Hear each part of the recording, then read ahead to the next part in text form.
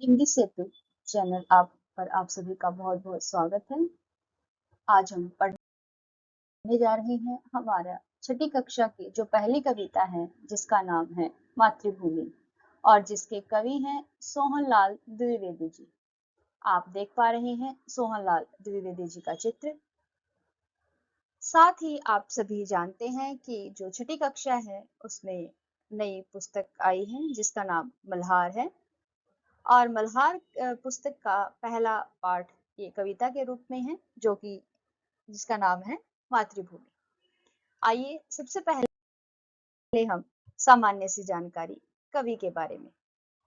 तो आप सभी जानते हैं कि जो सोहनलाल द्विवेदी जी हैं वो हिंदी के प्रसिद्ध कवियों में से एक हैं और उनका जन्म सन 1906 ईस्वी में हुआ और उनका देहांत 1988 ईस्वी में हुआ। तो लगभग उनका जो जन्म हुआ आज से लगभग 125 साल पहले हुआ था। उस समय अंग्रेजों का भारत पर आधिपत्य था यानी अधिकार था। उन्होंने अपनी लेखनी से अंग्रेजों का विरोध भी किया और उनकी लेखनी का जो प्रिय विषय रहा है वो है देशभक्ति, भारत के गौरव का गान करना यानी भारत की प्रसिद्धि हर जगह फैलाना उनका उनको बहुत अच्छा लगता था। उनकी रचनाएं जो अगर आपसे पूछी जाए तो बढ़े चलो एक कविता है और कोशिश करने वालों की कभी हार नहीं होती। ये तो आप सभी ने कभी ना कभी सुनी ही होगी।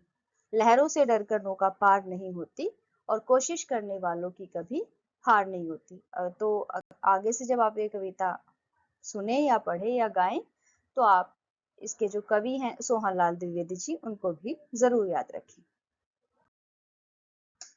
तो आगे बढ़ते हैं।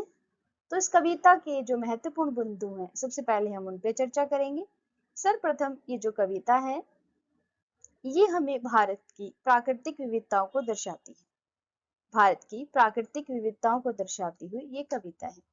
इस कविता के माध्यम से हमें मातृभूमि से प्रेम, सम्मान, देश की रक्षा करने का संदेश भी प्राप्त होता है।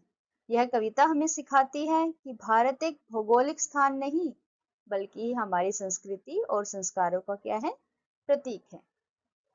कवि अपनी जन्मभूमि को पूजनीय मानते हैं, उसे माँ के समान सम्मान देते हैं।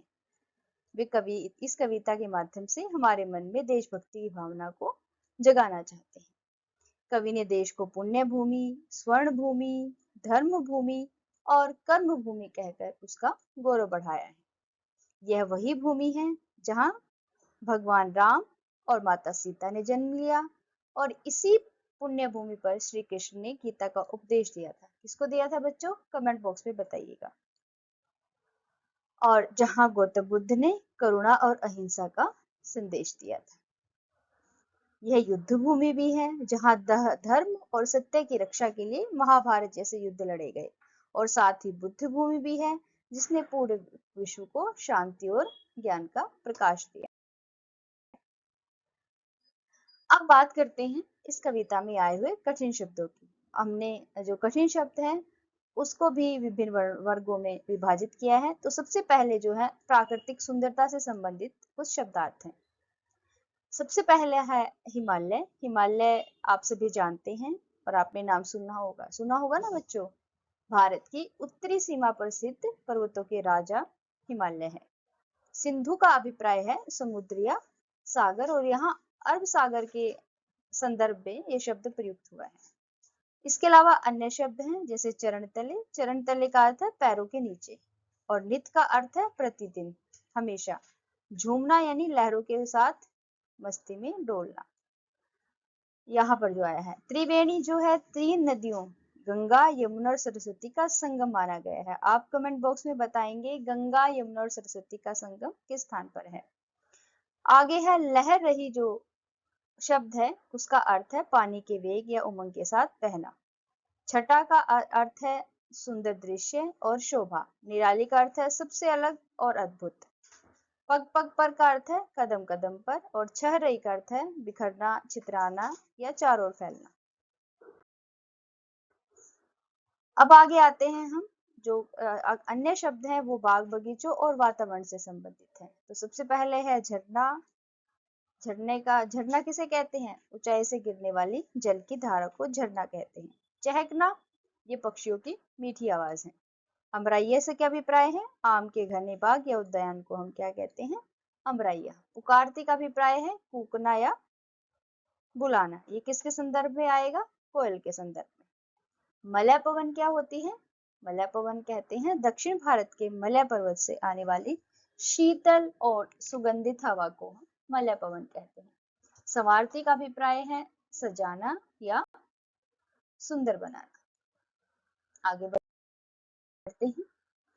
अब भूमि के विशेषण यानी विशेष नामों से, जैसे पुण्य भूमि, स्वर्ण भूमि, जन्म भूमि, मातृभूमि, धर्म भूमि, कर्म भूमि, युद्ध भूमि और बुद्ध भूमि, जैसे इनके नाम है वैसे ही इनके अर्थ भी। उसी प्रकार धार्मिक और ऐतिहासिक संदर्भ में भी बहुत सारे नाम आए हैं। रघुपति, यहाँ रघुपति का अभिप्राय है श्री रामचंद्र जी, और श्री रामचंद्र जी कौन थे? राजा दशरथ के पुत्र। सभी ने सुना होगा ना रघुपति का नाम। उसके बाद है पुनीत, ये आपके लिए नवीन शब्द है। अत्यंत पवित्र और शुद्ध जो है उसको हम पुनीत कहते हैं। गीता, गीता से अभिप्राय यहाँ श्रीमद् भगवत गीता से है। और आप पीछे आपसे ये प्रश्न पूछा भी गया था कि श्री कृष्ण ने किसको उपदेश दिया था, तो क्या था उसका अर्थ? उत्तर अर्जुन। तो ये श्री कृष्ण और अर्जुन के मध्य जो संवाद हुआ था वो इस धार्मिक पुस्तक में वर्णित है। सुयश का अर्थ है अच्छा भाग्य या कीर्ति या प्रसिद्धि को हम सुयश कहते हैं। दया, दया का अभिप्राय करुणा करना। और दिया, दिया का अर्थ अभिप्राय, एक अभिप्राय देना भी होता है, परंतु इस कविता में इसका अभिप्राय है प्रकाश का स्रोत यानी ज्ञान की दीपक से। तो आशा करती हूँ कि आप सभी को अभी तक पढ़ाया गया जो पाठ का एक अंश है वो समझ आया होगा। आगे की जो हम पाठ की जो गतिविधि है वो आगे की वीडियो में देखिए। तभी तक आप सभी का दिन शुभ एवं मंगलमय हो। धन्यवाद।